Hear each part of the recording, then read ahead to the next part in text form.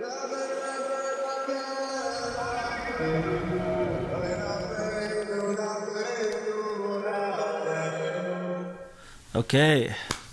welcome everybody. I hope we all had a fantastic Pesach and all the time leading up to it and getting back from it, all the ups and downs of Pesach. And here we are. It's been a while, and it happens to be very apropos that this week we're starting back with all of our shiurim, because we're starting from a real new point in the shiur today. If you have your Garden of Wisdom book over here, we're on page 237, which is called The Turnaround. And it's really the beginning of the second part of the book, where we're going to see the outcome of the behaviors of the Chochom and the Tam up until this point, and where it leads them. Welcome. And also in the shiur on Wednesday night, the Chochom shiur, we finished our Torah last time, so we'll be starting a brand new Torah, brand new lesson in the Chochom on Wednesday, which will be lesson Torah Nun Vav, Torah 56, which is being learned now worldwide by many, many different groups. And we are joining together with all these people in the world, thousands and thousands of people, learning this Torah together and in a little bit of a new way. Anyway, let's get down to business, because we got a lot to do. So welcome back, everybody. Very, very happy to see everybody. Okay. So let me just mute everybody here. Okay. So we're at the turnaround here, and let me just read in English where we're at. We're going to be going back and forth today, maybe next week also, between Rav Arush's book and the commentary of Rav Nissen David Kivak, which you guys don't have, but I have over here.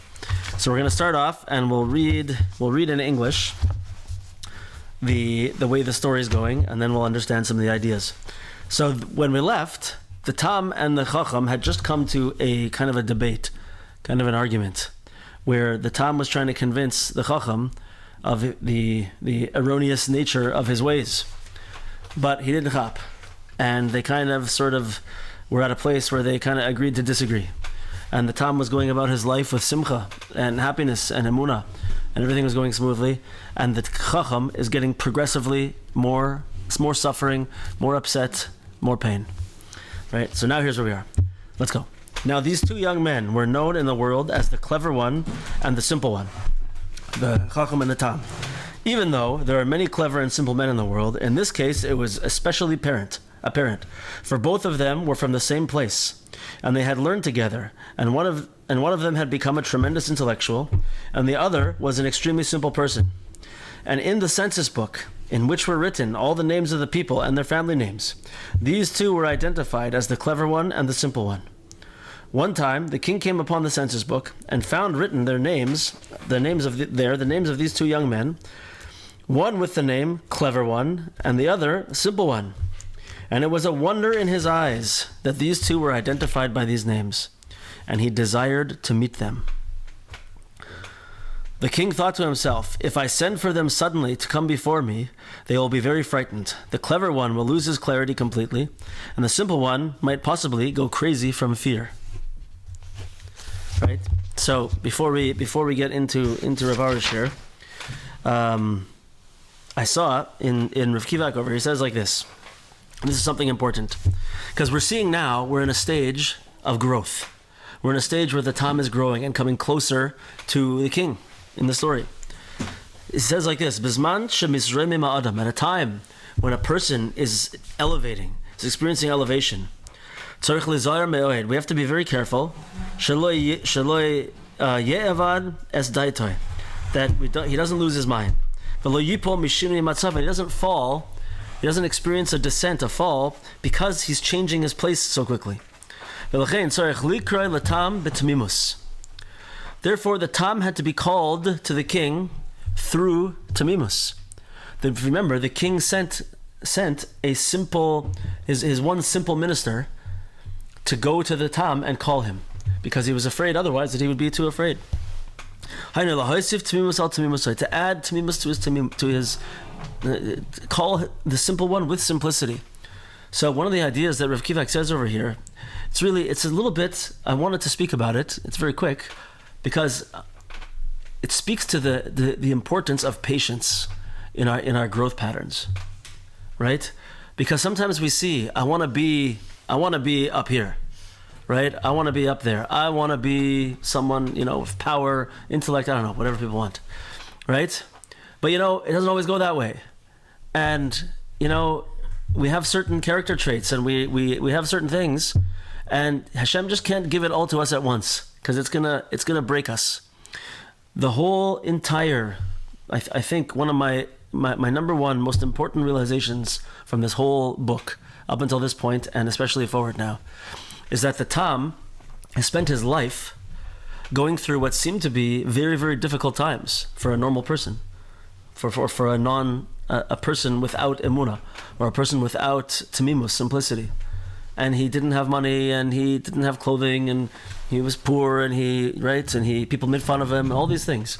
But he kept going with temimus, with emunah and simplicity, and kept always being thankful for everything he had, and always moving in this way, right? And what happens is that he's slowly building up. This is the important thing. He's not figuring things out. Rather, he's building up himself as a vessel to receive from Hashem. And then Hashem is going to give him when the time is right. But even through that process, Hashem can't give everything to him at once. It has to come a little bit. You're a simple person. I'm going to give you an extra dose of holy simplicity.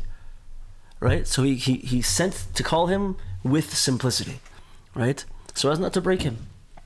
And this is part of the process of his turnaround.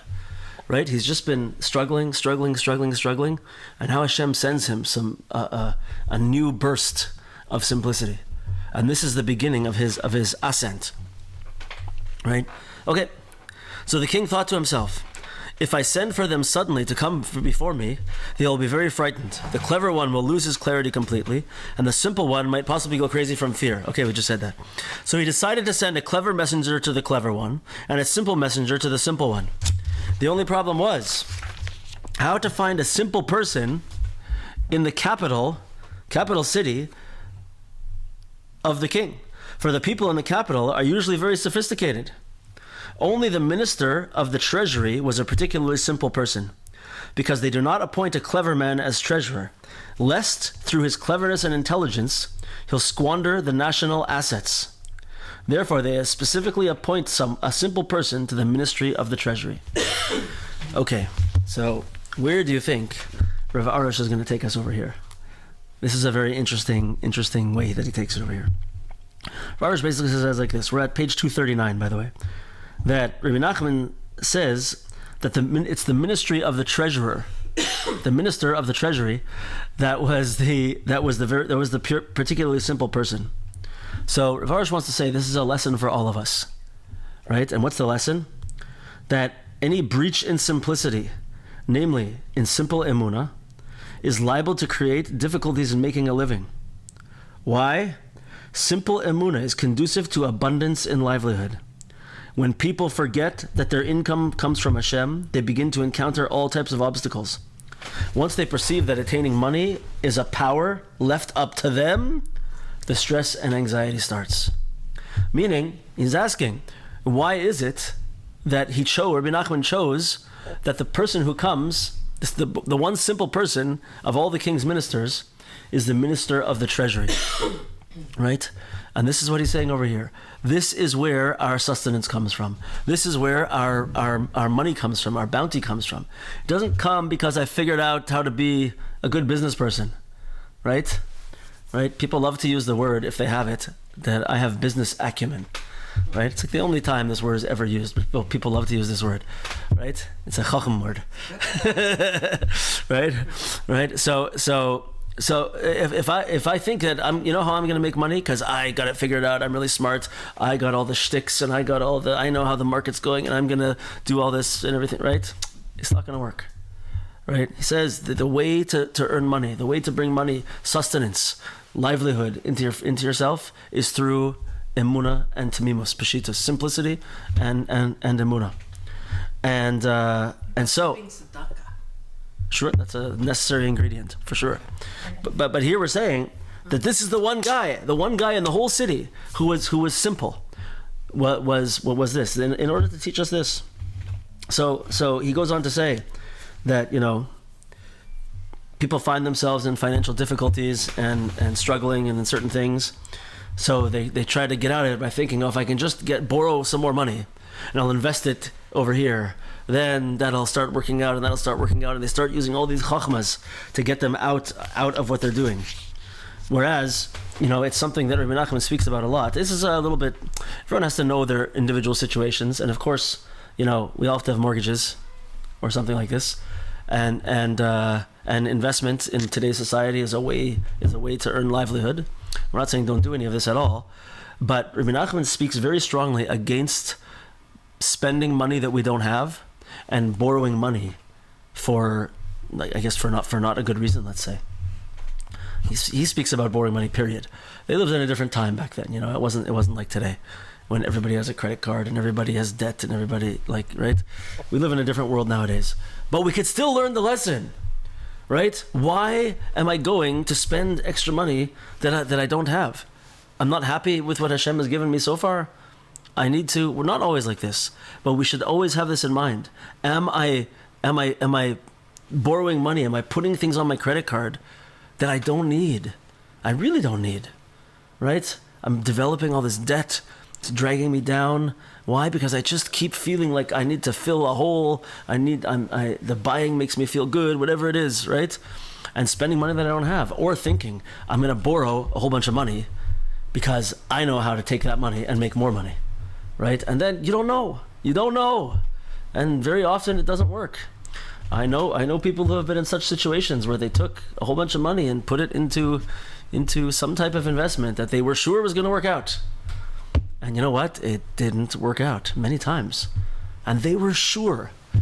People have come to me and said, hey, you know, why don't you join me in this investment? It's like a really awesome investment. It's going to make like 20% and it's going to, right? And you only need to give me, I don't know, whatever, a lot of money. And I'm just like, no, I don't really do that. Right? And sure enough, you know, a few months later, it's gone. The whole thing's gone. Right? Not that it's always like that. It works out sometimes too. But the main point is it where's it coming from? Do I have emunah?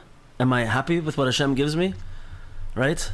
Okay, I work and I strive, but am I going crazy? Am I borrowing? Am I making crazy investments to go, right? That's chochma at its best, right?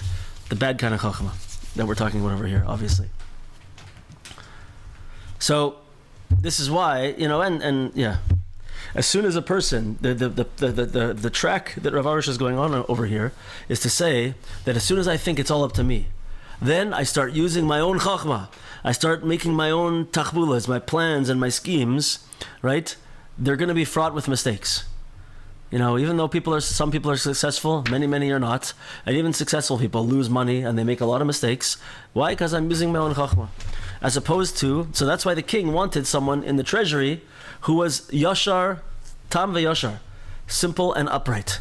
Because he knew he wasn't going to play games and he wasn't going to use chachma to do things and thereby cause the country to lose all its money. Can you imagine how much money our country is losing, Canada, because of stupid mistakes and stupid plans and ideas? Probably every country, but just, yeah. We're in Canada, so we can say it like this. Right? And so, obviously, the king would want somebody who's trustworthy and honest and is not going to try and do all kinds of crazy plans that's going to end up costing the country money. L'chaim.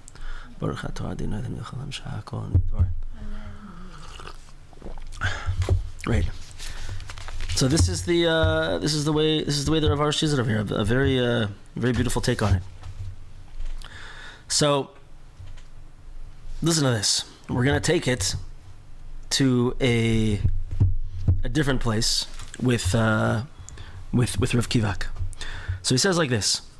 Remember, we're dealing with this point that the one simple person in the whole government, in all of the ministers, was the minister of the treasury, right? So he says, Ki hamelech hamanhig es hamalchus. The king who runs his country, Ikar malchusai hu al yedei chachmas v'tzava. His main kingdom runs through his wisdom, the wise things that they do to make the country run, and through his might, his army. Right? That's kind of like, you have in the country, you have the government buildings, you have the whatever it's called, the House of Representatives, the House of Commons, I don't know, the House of Representatives in different countries, and they run everything, and you have in different cities representatives and everything, and then you also have to have the army, the force. These are two things that are the main aspects of the Malchus. However, aval l'chol zeh tzarich kesef. But for all of this, you need to have money. To run the country, you must have money. V'kesef ma'amid es hamalucha. And it's the money that sustains, let's say, keeps the country up and running. Right? You have to have money. Which is, I guess, why countries have such billion and trillion dollar debts, which I don't understand exactly how all that works, but I'm sure you guys do. So like the Gemara says, Mamoinai shal adam shema midoi al raglov. It's the money of a person that stands him up on his feet. Right? Meaning, money is what gives a person a takuma, an ability to live, a life, a living, an ability to endure. Va'kesef muchrach liyos etzel hatam. But he says over here that it has to be, the money has to be by the tam, has to be kept by the tam, by the simple person. Nimtza shechol malchus hamelech v'chol chachmoisav. Comes out that all of the entire kingdom of the king and all of his wisdom, oimdim al temimus. It's all standing on temimus. The guy that he's saying over here, the guy that runs the treasury, that gives every part of the malchus everything they need, right? The whole thing, the whole budget of the entire country is all standing on and dependent on the simple one, simplicity, temimus. Right? Which means in our books, that means my whole malchus, my whole existence is dependent on temimus, is dependent on simplicity. All of my ability to do, my ability to have, an army of myself, to do things in the world, my ability to run things and to have chachmas, it's all dependent on simplicity. V'chan mevoyer hakesher shebein hachachma temimus. And here we're explaining the bond between wisdom and simplicity. Shatemimus hu ha'oitzer v'akeli shemachzik u'mekayem es kol hachachmos. That it's temimus, which is going to be simplicity, temimus, which is going to be the storehouse, the treasure house, and the kli machzik. It's going to be the place that receives and holds and stores all of my chachma. Shmizman sheyesh ladam temimus, that when a person has temimus, simplicity, chachmasoi miskayemes, his wisdom will endure. Umatzliach leishtamesh im chachmasoi k'reh, and he's going to be successful with his chachma. He's going to be able to use wisdom in the right way. V'im lav ein lechachmasoi kiyum v'hamida, and if he doesn't have temimus, then his wisdom is not going to do anything. Right? And Rav Arush brings over here somewhere, let me see where he puts it. He brings a quote from the Gemara, from Pirkei Avos, that we all know, we've all heard before, that if you look on page 249 at the bottom, when simplicity and emunah precede wisdom, then wisdom serves a wonderful purpose and is used wisely. As such, our sages in the Ethics of Fathers said, that's Pirkei Avos, that he whose fear of God precedes wisdom, his wisdom will live on. Chachmasoi miskayemes, right? His wisdom will live on. It will be good. But he whose wisdom precedes the fear of God, but someone who is first a chacham, but doesn't have yiras Hashem yet, that wisdom will not live on. It will not be miskayem. It won't be good for him. Right? So here, this is what we're saying. Rav Kivak is saying that why is it that the treasure house, the treasury, was run by the tam, was run by a simple person? Because that's the basis for everything. when we have temimus, it's going to fund all of the rest of our endeavors, all of the rest of our spiritual pursuits, and all of the rest of my character traits are gonna grow from the temimus. Just like every aspect of the government needs the funding, right? This is what he's saying over here. Beautiful idea, eh? Mamish. Let's see where we're at over here. Yeah. So he said like this. So he called out. He got a clever person, a smart guy, to go and get the smart guy to go and get the Chochom, and he got a simple guy to go and get the Tam, right? And he said over there, I guess I should read this. So the king summoned a clever man and the simple minister of the treasury mentioned above, and sent them to the two respective protagonists. And he gave to each messenger a letter. And he also gave them letters addressed to the local governor of the province under whose jurisdiction the clever one and the simple one lived, and ordered the governor to send his own letters to the clever one and the simple one, so that they would not fear. He should explain to them that the matter is not urgent, and that the king is not commanding them to come. Rather, it is dependent on their own choice. If they want to come, they may, only that the king desires to see them. Right? So he wanted to see them. And when the king sends something out to us, what should we think? This is on page 241, by the way, in Rav Arish. So the Tam, he has one thing that he always wants to make sure, and he keeps saying, just as long as there's no leitzanis, as long as there's no mockery going on over here, he always wants to just make sure that the message that he's getting is valid and is true, and there's no mockery, no going on over here.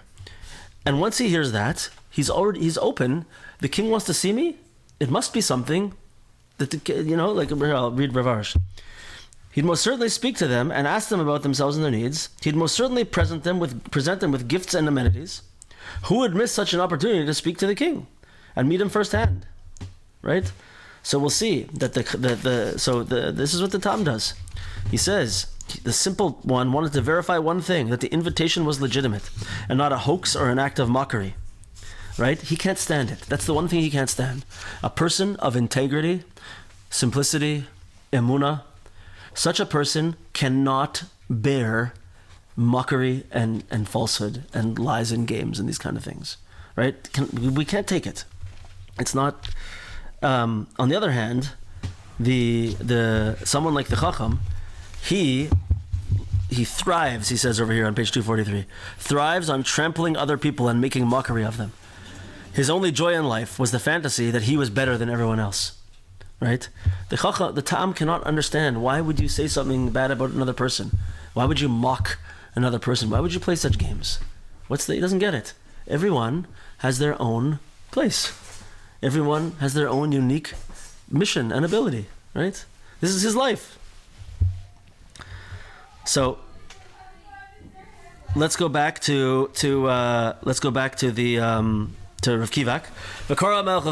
So when he went and called to the wise person, and he called the wise person to go get the Chochom, and he called the simple person to go get the Tam, right? So he says like this, Rav Kivak again, beautiful. Hashluchim shel hamelech hem bechinas haramazim she'Hashem yisbarach she'eleach lechol echad. What is he referring to over here? He's referring to the hints that Hashem sends us. Right? Hashem sends shluchim to us all the time, messengers to us, in different ways. Kefi mashu, according to the person, kedei lekarev v'yisraelav, in order to bring that person closer to him. This is what Hashem is doing to us all the time. V'achein hatam. So you see what he's saying over here. This is why it works for the Tam and it doesn't work for the Chochom. Why? Because what's the Tam's life like?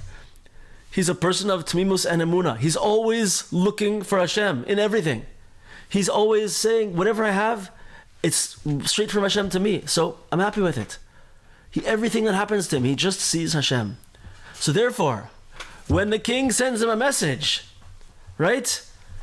What he sees right away, it's from the king. When he gets a message, he realizes right away what it is. He sees the messenger as a messenger of the king. Not like Vilo Chochom. He keeps going on in his kafira, in his denial of the existence of the king. He's not interested in these hints. Why? Because he's never looking for the king. He's never looking for Hashem. Right? So a clear message to all of us. Right? We have to understand that everything that's happening to us, everything that we experience, is a message from Hashem. And it's there to tell me something. Right? And I should accept it, I should receive it, and do something with it. Agav, I'm going to probably put out a video about this tomorrow, in the B'yam Darkecha, on this week of Sfira, of Gevura. This week of the counting of the Omer, which is the week of Gevura, Gevura is also connected to Yiras Hashem, fearing Hashem, right? And it's also connected in that same way to the Yetzer Hara, right? So the B'yam Darkecha says over there that what do I do when I see that my Yetzer Hara is pulling me to something with tremendous fire and passion, right? So everyone can make up their own things, think in your own mind. What do you get pulled to with fire and passion, right? It could be people. It could be, people of the opposite gender that you get pulled to. It could be those kind of things. It could be food. I can't hold myself back, right? It could be, like we said before, it could be buying stuff. I love it. I need to do it. I got to go shopping, buying Amazon, everything, right? All of these, any of these things it could be. Whatever it is for you that gets your blood hot and gets you can't hold yourself back. You got to do it, right? We all have these things. So what do we do? What does a Tam, a person of temimus and emunah do? He says, you know what the Yetzer Hara is? Do you know that everything is Hashem? So what's the Yetzer Hara? The Yetzer Hara is nothing less than a malach kadosh, a holy angel. It's doing the will of Hashem. Hashem created the Yetzer Hara. And he has a job to do. And he's coming to me and doing Ratzon Hashem, doing Avodas Hashem to me right now by giving me a fire and a passion to do a certain thing. Right? So what do I say if I'm the Tam and if I have emunah and temimus? I say, oh, look at this. Look at what Hashem just sent me. Just like the Yetzer Hara is doing his Avodas Hashem with fire and his lavos and passion, right? I could do that also. I can do my Avodas Hashem with fire and passion, just like him. So first of all, by just recognizing this, it takes the wind out of the sails of the Yetzer Hara, right? But I'm putting it back to Hashem. I'm putting the Yira in its right place. And it puts water on the fire of the Yetzer Hara. And if I take it now and I use it, I'm going to go and do some Avodas Hashem with fire, right? I not only do I lower down the Yetzer Hara, but I take that and I turn it to the good side and I use it for something amazing, right? So, I like to say that sometimes if I have such a situation, I get a little bit crazy, but sometimes if I have something that's really, it's really, I don't know what the right word is, it's burning, right? So sometimes I just get up and run out of the house. Wherever I am, I get up and I go. Get in the car, go drive to somewhere I can do hisbodedus, but just get away. Because it's like, you know what? I want to have this now. I want to, eat this food I shouldn't eat. I want to, look at things I shouldn't look at. I want to buy things I shouldn't buy, whatever it is. I got to do it. I really want to do it. You know what? I'm just going to do something fiery and passionate right now. I'm out of here. I'm going. Right? And by doing that, a person can take that power of the Satan, of the Yetzer Hara, right? That he's using for his Avodas Hashem and turn it into mine. So anyway, why am I saying that? It's a beautiful idea, by the way. Amazing idea. And in my personal experience, it really works. You just have to want to do it. Right? You have to want to do it. Yeah. You have to say in yourself, I really actually don't want the thing that I really want. I want Hashem. That's the real trick. You have to have that ratzon for Hashem to do it. But it really, really works. But you have to be in a state of temimus to see that. You have to be a person who is always looking for messages from Hashem, right? So too, if a person comes to you and they start like laying into you or telling you, degrading you, embarrassing you, telling you things, you know what's wrong with you, right? You know what? You do this wrong. You do this wrong. I can't believe what people really like you. I don't know. Whatever people would say. So what does the Chochom do? He works out in his head all the reasons why this person is wrong. He fights back. They start yelling, and he says, "You have no idea what you're talking about. I'm this and I'm this and I'm this." And he defends and he argues and he fights. And the more that they fight, the more they each get more angry, and anger is flaring, which is also an aspect of gevura and yira in the negative way, right? That's what happens. But what does the Tam do? By the way, this is the advice of Rabbi Nachman, if you remember, in Torah Vav. The Tam just listens and doesn't respond at all, because the Tam realizes that this person is nothing. Whatever's happening to me is the Ribono Shalom talking to me, is Hashem talking to me. Hashem's giving me a message, whatever it is. The message might just be, don't get angry, right? The message might just be, what you have an ego, you're a balgaiva, what are you protecting? Just let it go, right? Just let it go. That could be the message. Stay away from that person. Well, that's probably for sure hidden in that message, right? Whatever it is. But once again, the Tam is hearing the message. He's listening, and he's hearing that it's a message. The Chochom, he has no clue. He's not thinking about Hashem at all. There's no message. So therefore, it's all me. It's all ego. It's all my chachma, my anger, my defense, my fighting back, right? Same thing. You guys with me on this? Mm-hmm. Yeah. Okay, so he also, let's see where we're at here.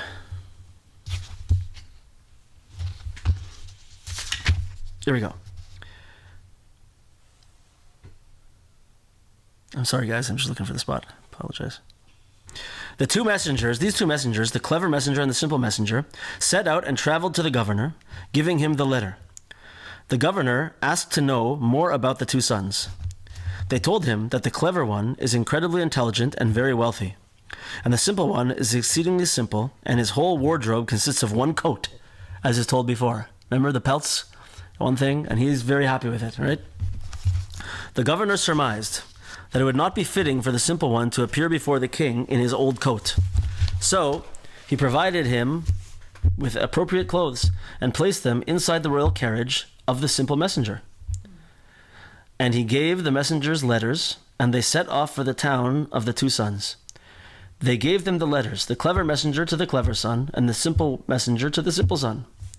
As soon as the simple one received his letter, he said to the messenger that brought it, "I cannot read what is written there. Read it for me." The messenger said, "I will tell you by heart what is written therein. The king wants you to come to him." The simple one said, "Just promise that you're not mocking." Right? He answered, "It is certainly the truth and not a joke." And the simple one immediately became filled with joy and ran to his wife, saying, "My wife, the king has sent for me." She asked, "Why and what for?" But he did not have time to answer her at all or to explain anything to her. And he goes, right? So, yeah. So interestingly over here, we're going to see two very different understandings of this once again. I'll just say outside what Rav Arush says about this over here. It's a very interesting story over here. It might feel a little bit non-PC as far as husband-wife gender roles. But let's listen to it and see how it comes out. He says that for a husband, it's obviously the regular way to do things. And it's important that a husband and wife should have communication and should talk to each other, and they should discuss things, and they should do things as a team, right? And the husband should always, if he's going to go out on a new venture in some way, right? Especially if it's going to cost money or time or whatever, yeah? he should make sure to confer with his wife and make sure to have her blessing, that it's a good thing to do, right? This is what he says. But sometimes, he says, Hashem, the king, calls you. Sometimes Hashem calls you. And at that moment, you have to just go for it. You have to do something. You have to move. You have to go. And that's what happened over here. Why did the Tam not tell his wife what was going on? Rav Arush's interpretation of it is that the king's calling me. I gotta go. Right? And presumably, in Rav Arush's understanding of it, the husband and wife, as a good team, as people that regularly communicate and usually do things together, hopefully the husband would say it in a nice way and the wife would understand and, eventually would see what happened and would agree. So there's something to this. I don't know exactly. I haven't quite settled it in myself yet, but sometimes we have to move ahead with something. If we feel that things are holding us back, we feel we need to discuss, maybe even not just with the wife, with the husband. We feel like this is important, this is holy, and I feel like Hashem is really asking me to do this right now, right? Sometimes maybe we just got to do it. We gotta, don't think so much, don't be pulled down by the doubts, this kind of thing. We just got to move forward. He brings a famous story of the Arizal and his students. That there was one time when, how like big tzaddikim, they're known for this, for like all of a sudden being like, okay, we got to go. We have to go to a certain place. There's many stories of the Baal Shem Tov where the Baal Shem Tov would be sitting with his Talmidim and the Baal Shem Tov would say, we have to go. And they would all get in the wagon, they would all go, and they'd go somewhere far away, whatever, because there was some spiritual tikkun that had to take place right at this place, right at that time, that the holy Baal Shem Tov was able to sense. Right? So the big tzaddikim, they have these things that we don't really get. At least I don't.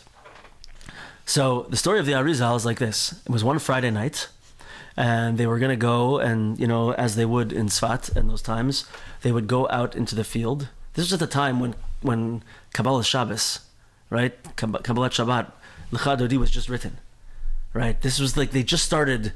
That was their minhag, that they went out into the field in order to bring Shabbos in, to greet Shabbos, right?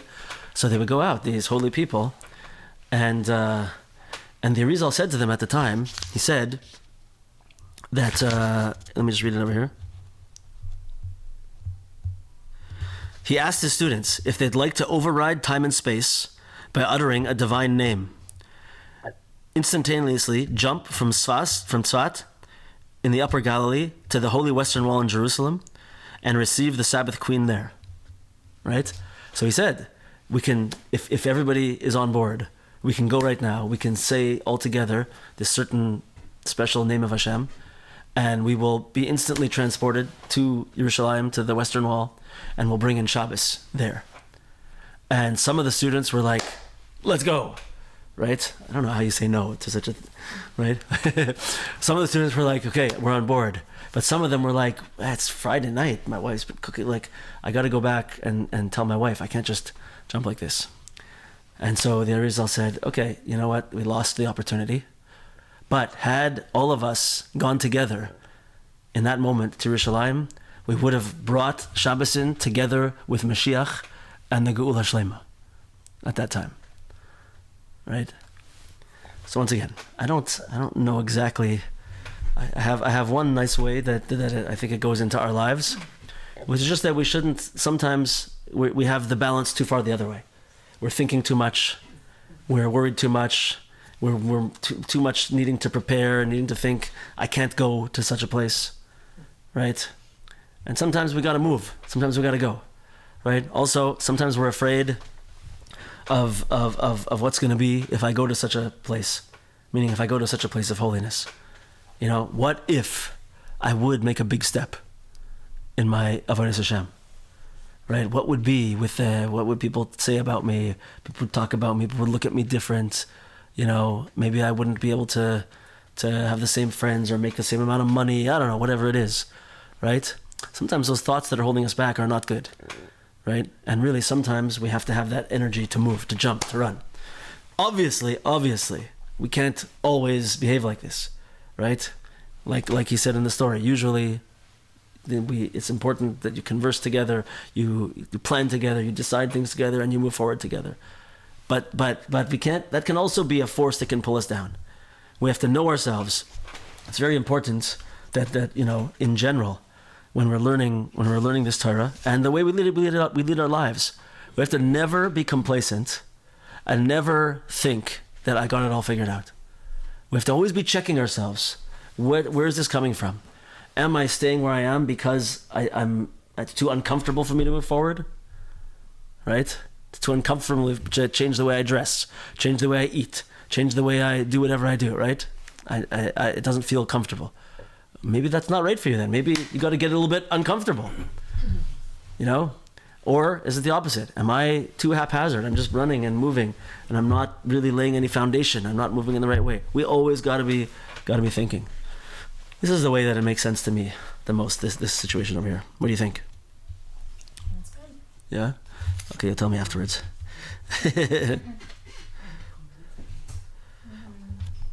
Okay, so here's another thing. So in the story, we said that the messenger brought them a letter, and what did the Tams say? He said, "Please read it for me, because I can't read it."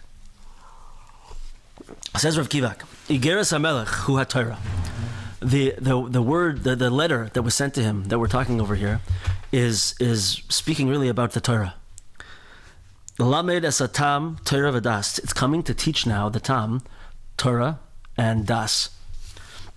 V'atam oimer l'shliach hamelech sheni yodei klal likra. And the Tam tells the messenger of the king, I don't know how to read it. I don't know it. V'chol shekein sheni yodei lilmod Torah. And I certainly don't know how to learn Torah. Ach im kol zeh oimer. Even so, what did he say? Nasa v'nishma. Basically, right? He said, but doesn't matter. I'm ready. Let's do it. I don't know how to read it. I don't know what exactly it's going to be. Doesn't matter. The king's calling me. I'm going. Right? So therefore he said to the king's messenger, Tikras igeres befanai. Read the letter to me, and I will do what's written in it. He basically said, really, Nasa v'nishma. Right? Read it to me. Don't worry. I'm going to do what it says. You read it to me. Right? So first of all, it's a direct connection to Nasa v'nishma. How much do we need to have this in our lives? Right? Where many people, if you're an overthinker, right? Or if we're afraid to change, afraid to move forward, we're not ready to say Nasa. I'm going to do it. I'm willing to go. What does Hashem want from me today? Someone comes and shows me something, I'm going to do it. Yeah, it's hard. Right? Same thing like before. We have to be ready to say Nasa v'nishma. But the other thing I was thinking over here is you see that the Tam, this is what it really catches me. He's not afraid and he's not embarrassed. Right? He says, what does he say? I don't know how to read this. Could you please read it for me? And I'll do whatever the king says to me. Just I don't know how to read. I don't know how to read this. Right? How many times you ever find yourself in a situation where someone starts telling you something and they say things that you don't understand and you just like nod your head, you're like, yeah, mm-hmm. Yeah. Then you get a little ways into the conversation and you realize that you've stuck yourself in the situation, and now the person thinks you know what they're talking about, and they're saying things that you can't really answer because you actually have no idea what you're talking about because you're too afraid to say, I don't know. Right? We have these things that we're embarrassed and we don't want to say, right? So, like it's the importance of being ready to ask a question. If you're you're learning something, you don't get it, you're in yeshiva, you're studying, you don't understand, you have to ask. Because you're not helping anybody by pretending that you know what they're talking about because you're too embarrassed about being found out that you don't know, right? So so why doesn't he care? Why is he okay with this? Because he has temimus and emunah. He's not a person of ego. What Hashem gave me is what I'm supposed to have. I don't have the intellectual ability to understand this. Can you please explain it to me? Right? He doesn't care because he's the person who Hashem made him. Everything that Hashem gave him is meant for him. He's not supposed to be the shliach who brings the letters and writes them and everything like that, so he doesn't care. He doesn't care at all. You hear? This to me is very, very powerful and important. Don't let our ego hold us back from connecting to certain situations that we could connect to, understanding things that we could understand, because we're too afraid to show that we're not at that level or we don't understand what's going on. Very important. I love this idea. So he said to his wife, right? What did he say to his wife? Nothing.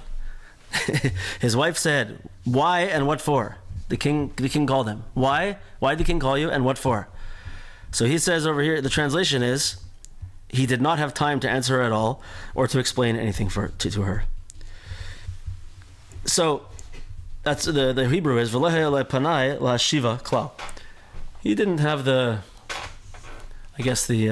time to answer her at all. So listen to what he says over here. This is something very special also. He says, Isha zebechinas tefila emunah.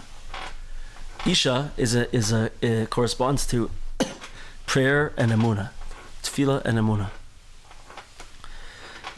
Presumably because tefillah and emunah are both connected to the surah of Malchus, right? And emunah especially, it's the princess. These are the things that are the lost princess, right? Emunah and tefillah, these deep connections, right? So they're an aspect of tefillah. V'atam sipar lifnei Hashem Yisbarach shehamelech kaira Yisrael. The Tam is saying before Hashem that the king has called him. Ve'az ha'emunah shayela Yisrael. So his emunah asks him, Al ma v'lama? Why and for what? Why is he calling you and for what? It's his emunah is asking him this, right? So what does that mean? Vatam in lezman. Listen to this. Vatam, I love this part. Tam in lezman afilu le'emunah. The time right now doesn't even have time even for emunah. Why? What does that mean? Lachshav imish lo emunah oilav. To try and figure out whether he has emunah or not. He has too much emunah to start thinking about my level of emunah. Why would I start thinking about, do I have the right amount of emunah to be able to be brought to the king? Am I on such a level of emunah that the king is really calling me, that the king needs something, the king wants me, right? You know why he doesn't have time to answer? Because this is not something I'm going to the king because I have 100% emunah. I'm not going to start examining what my emunah is.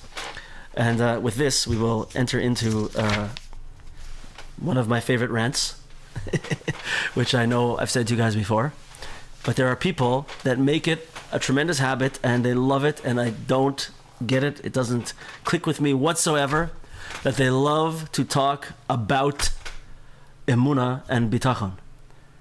And they love to try and translate and define what is emunah and what is bitachon and what's the difference between them, and here's the difference, and here's this, and here's whatever. And there's books that are written about emunah, right? And I find this is one of the things that turned me on to the Torah of Rabbi Nachman so much. He never talks about emunah. He never talks about emunah. He tells you how to do emunah. He tells you how to have emunah, right? Do this to have emunah. How do you have emunah? You go do hisbodedus. You will never see anywhere in Likutei Moharan. I mean, I'm not such a Talmud Chacham, I don't know the whole thing word by word, right? But I've never seen in anywhere in Breslov any discussion of here's what emunah is, and here's what bitachon is, and here's the difference, and here's, I only see that he says, you know what you have to do? You must go and do hisbodedus and talk to the Rebbeinu Shalom, because talking to Hashem, like we say, what do we say? He'emanti ki adaber. We just said this over and over again in Hallel. He'emanti ki adaber. I believed because I speak. Because if I speak to Hashem, I have emunah, right? Go do hisbodedus and you'll have emunah, right? Learn Torah and turn it into a tefillah and you'll have emunah.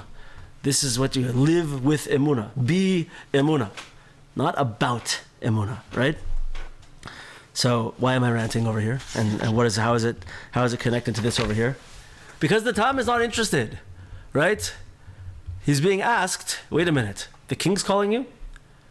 Are you sure you are on the right level of emunah Where's your what level of emunah are you at? Do you check off these boxes of emunah? Wait a minute. What about, or maybe what you have is bitachon? Is it bitachon or is it emunah? Wait a minute. What's the difference between the two? He doesn't care because he's always thinking about the king, and he always lives with the king. So when the king calls him, he just goes. Right? There's no reason to think about these things. Just the king is always here. Always be looking for the king. This is living with emunah, right? Okay, rant over. What do you think? You on board with my rant or not? But they go hand in hand. Probably some people are not. What? Okay, maybe. Let's not talk about what they are and how they work. It's going to go against my rant. Generally speaking, just the way that I see it, and I spoke to a few people about it. It seems like in Rabbi Nachman's Torah, bitachon is just the toitzah. It's just like the outcome. It's the action of living with emunah. If I have emunah, okay, so then when I do things, I do them with bitachon. I have bitachon. It's just kind of like right. But I'm telling you, there's books and people talk, and I think honestly, it becomes to a certain point. It becomes like bittul Torah, bittul zman. It becomes a waste of time. What do you, right? Might as well. Anyway, I said the rant's over. Now it's really over. Okay. So, yeah. So what happened next? So he said, he hurried joyfully and traveled with the messenger. Wait a second. Yeah.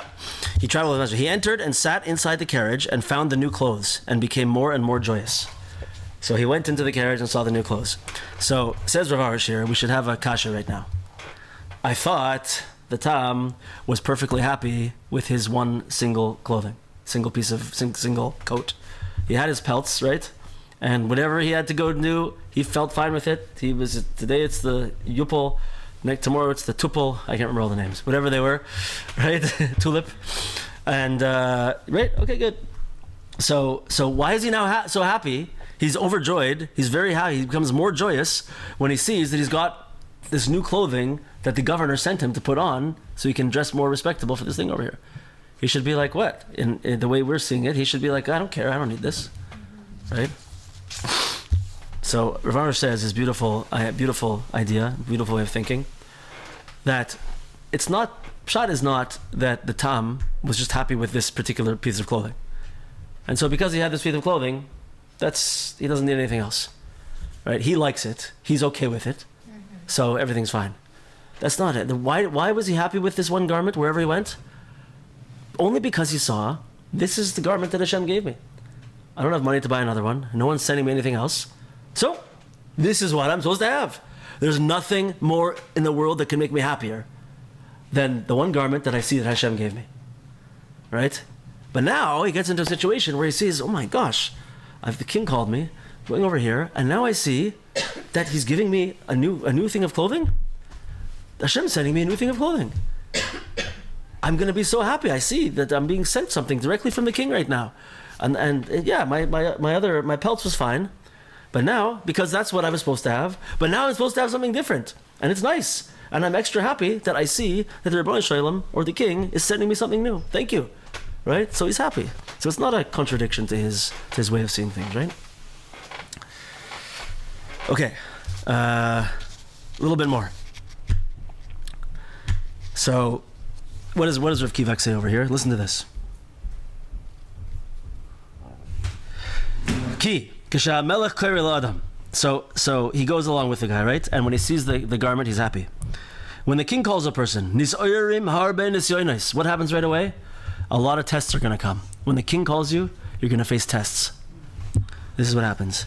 A person is not ready and fitting to go straight into the melech. You don't have the right clothes to go straight into the king. We're not fitting yet. You don't know how to speak to the king properly. Right? Later on, he's going to be taught, his ministers are going to teach him all the different languages and all kinds of chochmah. Right? But he doesn't have that right now. So therefore, the Tam doesn't get to go straight into the king. He has to be held back for a little while. Governor, he's going to become, in the next paragraph, he's going to become the new governor. Right? And he's going to learn all kinds of wisdom, and he's going to learn all kinds of languages. And only afterwards he's going to come to the king. But he doesn't know that it has to go this way. He doesn't know the order. So therefore, he has doubts. Should I really come to the king? Is this real? Is this true? Or is this mockery? Right? He doesn't get it yet.